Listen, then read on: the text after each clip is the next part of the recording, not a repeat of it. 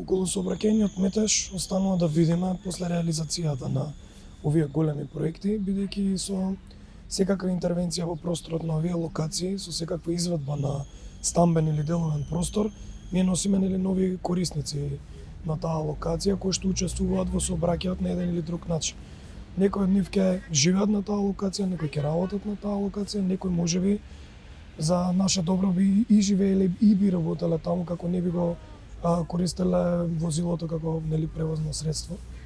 Она што е проблематично е дека ние после 20 години од лошиот децентрализиран урбанизам сега ги береме негативните плодови, што во суштина се случува не само со оваа локација, туку воопшто и цело Скопје како еден градски организам.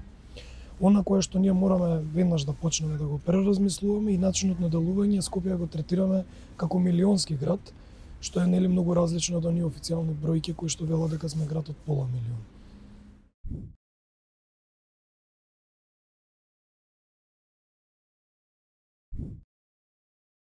Постоечката инфраструктура дали ќе издржи, тоа е знак прашање, бидејќи таа воопшто не е ни реализирана до крај. Она е повеќе од 50 години на хартија, меѓутоа многу клучни точки од неа недостасуваат, за да би можеле да процениме дали таа издржува или не. Тоа значи дека ние мораме веднаш да почнеме со реализација или преомислување на веќе замислените решенија за тие локации, бидејќи без нив градот како крвоток не функционира. Еве можеме да спомнеме 3 точки. Едната точка е поврзувањето на Изгейт или старото сајмиште со аеродром, каде што веќе имаме изградено мост од страната на аеродром, меѓутоа другата страна не е довршена. Таа точка не е многу клучна за да се растерети она што се случува кај транспортниот центар. Потоа мораме да размислиме колку нас ни се допаѓа или не на тунелот под Кале, кој што претходниот градоначалник веќе имаше некаква иницијатива, кој што нема друга алтернатива.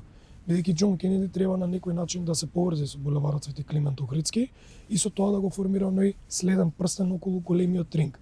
Сега секој што доаѓа од Бутел и Чаир мора да дојде на раскрсницата кај Мавровка, која што е најжешката точка, мислам дека во градот.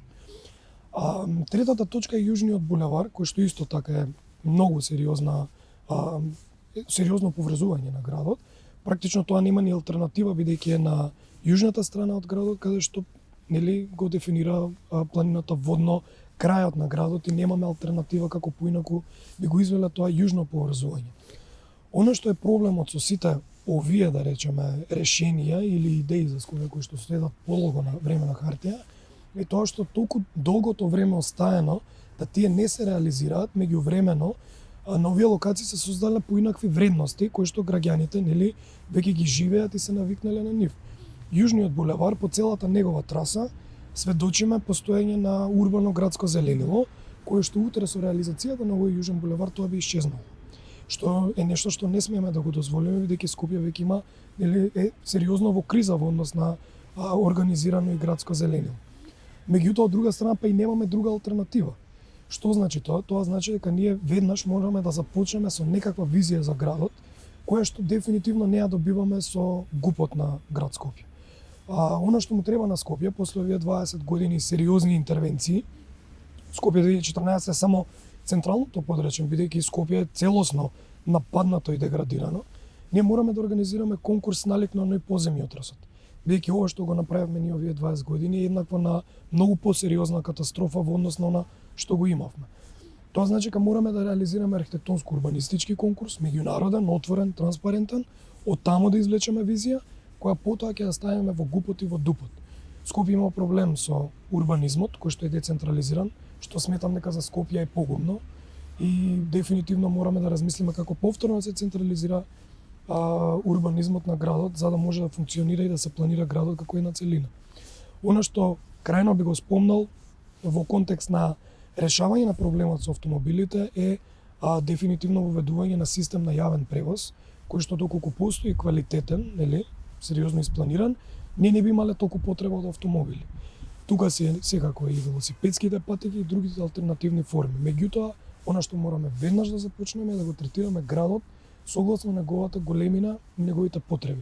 Скопје не е град од половина милион жители, Скопје веќе функционира како град од милион жители и мораме да станеме доследни на таа потреба на градот и да одговориме соодветно.